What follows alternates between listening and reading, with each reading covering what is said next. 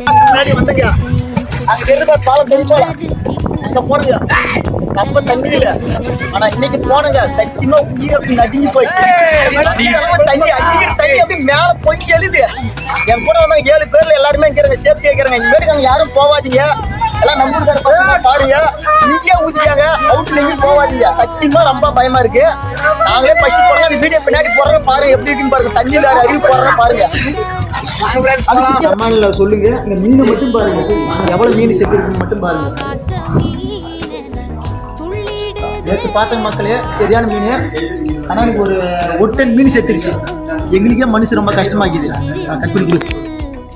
செடி முளைக்கும் இந்த இடம் எங்கேயும் தெரியுமா உங்களுக்கு வெயில் அடிக்கும் இதெல்லாம் வந்து நாள் வரைக்கும் தெரியும் இந்த இடத்த பற்றி கரெக்டாக நீங்களே கமெண்ட் பண்ணுங்க பார்க்கலாம்.